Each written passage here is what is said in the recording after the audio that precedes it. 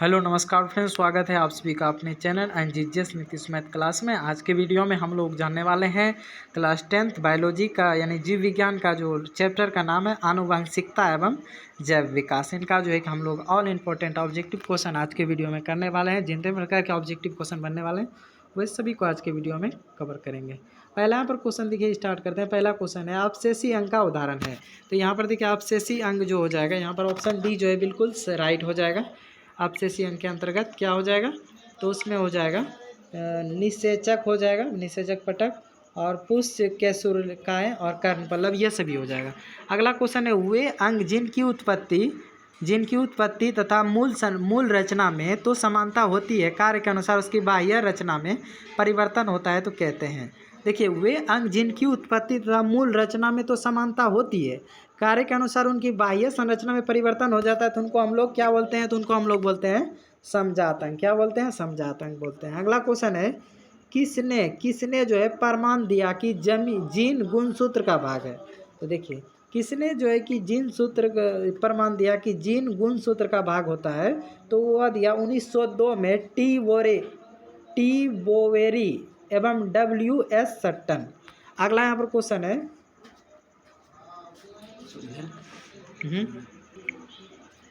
चलिए फ्रेंड्स, अगला यहाँ पर क्वेश्चन है फेडरिक मिशन ने न्यूक्लिक नाम दिया था, तो वो दिया था नाभिक अम्ल को। किसको दिया था? नाभिक अम्ल को उन्होंने नाम दिया था। चलिए अगला यहाँ पर क्वेश्चन कर लेते हैं। अगला यहाँ पर क्वेश्चन है द्विसंकरण क्रॉस के फलस्वरूप उत्पन्न पौधे का फिनोटॉपिक अनुपात था। तो देखिए क्या हो जाएगा राइट आंसर, ऑप्शन नंबर यहाँ पर बी जो है बिल्कुल राइट आंसर है। अगला यहाँ पर क्वेश्चन है एकल संकरण क्रॉस के फलस्वरूप लंबे एवं नाटे पौधे का अनुपात क्या होता है, तो एक होता है 3:1 हो जाएगा।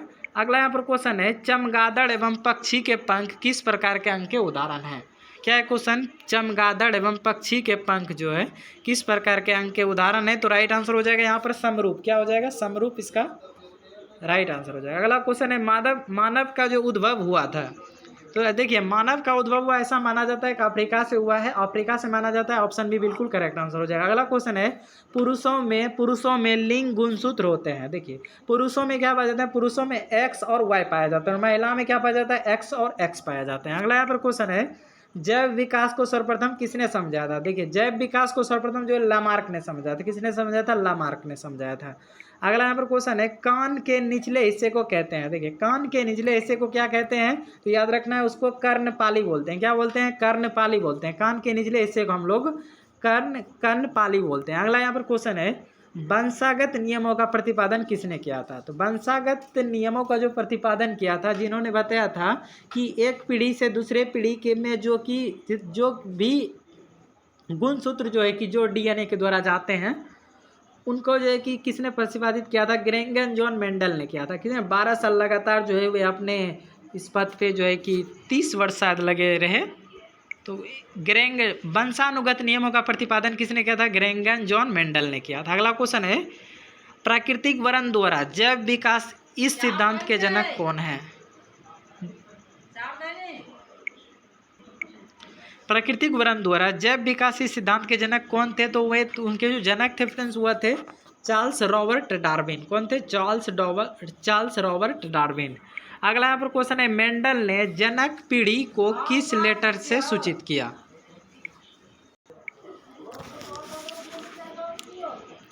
क्या क्वेश्चन? मेंडल ने जनन पीढ़ी को किस लेटर से सूचित किया, तो P से इसका राइट आंसर हो जाएगा। अगला यहाँ पर क्वेश्चन है डेंगू उत्पन्न करने वाले मच्छर जो है किस तरह के जल में उत्पन्न होते हैं। देखिए, डेंगू मच्छर उत्पन्न करने वाले जो मच्छर होते हैं साफ जल में प्रवेश करते हैं, साफ जल में जो है कि उत्पन्न होते हैं। अगला क्वेश्चन है प्रत्येक गुणसूत्र 2 कुंडलित धागों का बना होता है, जिन्हें क्या कहते हैं, तो अर्ध गुणसूत्र बोलते हैं। अगला क्वेश्चन है मेंडल ने अपने प्रयोग के लिए किस पौधे को चुना था, तो मटर के पौधे को चुना था। किस पौधे को चुना था? मटर के पौधे को उन्होंने चुना था।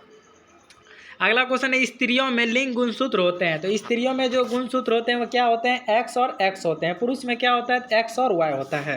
अगला यहाँ पर क्वेश्चन है मेंडल ने अपने प्रयोग के लिए कितने विकल्प लक्षणों का अध्ययन किया था, तो राइट आंसर हो जाएगा 5 हो जाएगा। 5 इसका राइट आंसर हो जाएगा। अगला क्वेश्चन है शरीर में भोजन का पचना जो किस प्रकार की अभिक्रिया है। तो आप सभी को बताइए उपचयन अभिक्रिया, ऑप्शन ए हो जाएगा राइट आंसर। अगला क्वेश्चन है मस्तिष्क का वैज्ञानिक नाम क्या है। मनुष्य का जो है वैज्ञानिक नाम क्या है, तो आप सभी को पता होना चाहिए होमो सेपियंस इसका राइट आंसर हो जाएगा। होमो सेपियंस इसका राइट आंसर है ऑप्शन सी। अगला क्वेश्चन है प्राकृतिक वरण द्वारा जैव विकास के सिद्धांत की परिकल्पना किनके द्वारा की गई। प्राकृतिक वरण द्वारा जैव विकास के सिद्धांत की जो परिकल्पना जो है डार्विन के द्वारा किया गया। किसके द्वारा किया गया, डार्विन के द्वारा किया गया। अगला क्वेश्चन है इनमें कौन सही है, तो क्या हो जाएगा डीऑक्सी न्यूक्लिक एसिड, ऑप्शन यहाँ पर जो बी बिल्कुल करेक्ट आंसर है। अगला यहाँ पर क्वेश्चन है ग्रेंगन जॉन मेंडल व्यक्तिगत जीवन में क्या थे, तो ये पादरी थे। क्या थे, पादरी थे। अगला यहाँ पर क्वेश्चन है किसके मतानुसार जीवों में प्रजनन के द्वारा अधिक से अधिक संतान उत्पन्न करने की क्षमता होती है, तो मेंडल के द्वारा इसका सही आंसर हो जाएगा।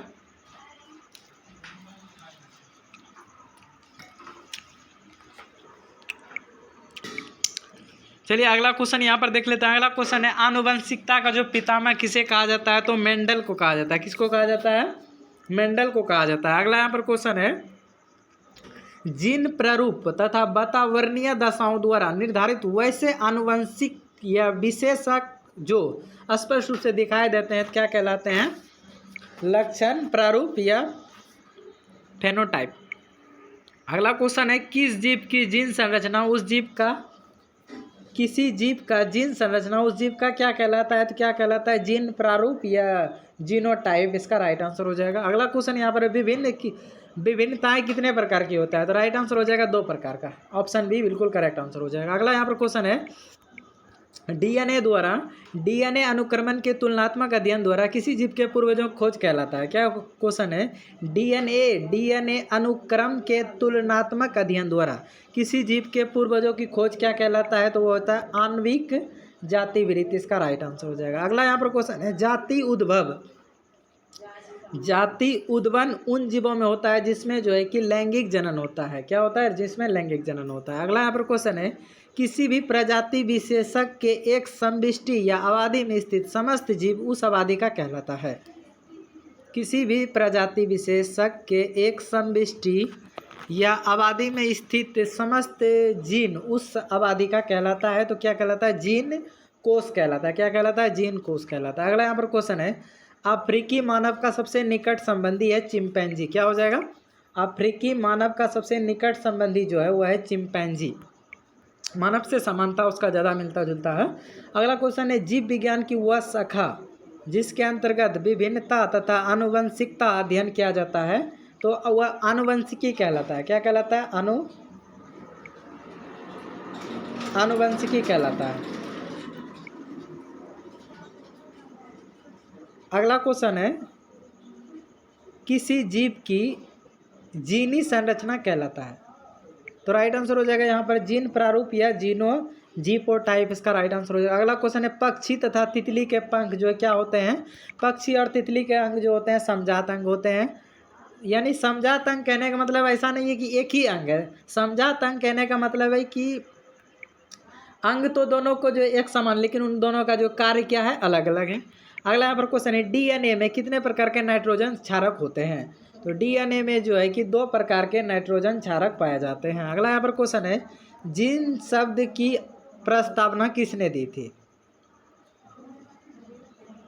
तो इनका राइट आंसर जो है कि इसका आप लोग जो है कि कमेंट बॉक्स में आप लोग को उत्तर आ रहा है तो जरूर बताइए, नहीं तो हम आपको कमेंट में जरूर बताएंगे। अगला क्वेश्चन है वर्तमान प्राणियों में कुछ संरचनाएं ऐसी पाई जाती जिनका शरीर में अब कोई उपयोगी नहीं रह गया, ऐसी संरचना को कहते हैं। तो देखिए वर्तमान शरीर में जो कुछ ऐसी संरचनाएं यानी कुछ ऐसे अंग होते हैं जिनमें कि जिसका कि कोई जो उपयोग नहीं रह जाता है, तो ऐसे अंग को हम लोग जो है क्या बोलते हैं फ्रेंड्स, ऐसे अंग को हम लोग अपशेषी अंग बोलते हैं। जैसे मानव शरीर में जो है कि अपेंडिक्स कह लीजिए, अपेंडिक्स जो है इसका कोई कार्य नहीं है फिर भी अगला, तो उसको हम लोग क्या बोलेंगे, अपशेषी अंग बोलेंगे। अगला क्वेश्चन यानी क्वेश्चन आ जाए आपसे कि अपेंडिक्स अंग है तो क्या हो जाएगा, अपशेषी अंग हो जाएगा। अगला क्वेश्चन है कीटों के पंख, चमगादड़ के पंख किस तरह के अंग होते हैं? तो वो होता है समवृत्तीय अंग। इसका राइट आंसर ऑप्शन सी हो जाएगा। अगला यहाँ पर क्वेश्चन है मनुष्य में कितने जोड़े गुणसूत्र पाए जाते हैं? तो मनुष्य में जो है 23 जोड़े यानी 46, और जोड़े में बात किया जाए तो 23 जोड़ी गुणसूत्र पाया जाता है। अगला क्वेश्चन है द ओरिजिन ऑफ स्पेसिस नामक पुस्तक किसने लिखा? तो डार्विन ने लिखा था। ऑप्शन ए बिल्कुल करेक्ट आंसर यहाँ पर हो जाएगा। अगला यहाँ पर क्वेश्चन कर लेते हैं। अगला यहाँ पर क्वेश्चन है मलेरिया उत्पन्न करने वाला मच्छर यानी मादा एनोफ्लिज मच्छर जो है किस तरह के जल में उत्पन्न होता है? तो गंदा जल में मादा एनोफ्लिज मच्छर उत्पन्न होता है। और मलेरिया का मैंने बताया, और डेंगू का बताया था। डेंगू जो मच्छर होते हैं वह साफ जल में उत्पन्न होते हैं। कैसे में? साफ जल में उत्पन्न होते हैं। अगला क्वेश्चन है जीन शब्द किसने प्रस्तुत किया था? तो जॉनसन ने किया था। शायद यही क्वेश्चन था पीछे, क्या जॉनसन। यहाँ पर देखते हैं हम लोग क्या क्वेश्चन था। हाँ, जीन शब्द यहाँ पर जो 38 नंबर जो हमने क्वेश्चन किया था, जीन शब्द जो किया था, जीन शब्द किस की प्रस्तावना किसने दी? तो जॉनसन ने दिया था। याद रखना आप सभी को, जॉनसन ने दिया था। अगला यहाँ पर क्वेश्चन है कोशिका में आनुवंशिक पदार्थ हैं। तो कोशिका में जो आनुवंशिक पदार्थ हैं वह डीएनए है, डीएनए। अगला यहाँ पर क्वेश्चन है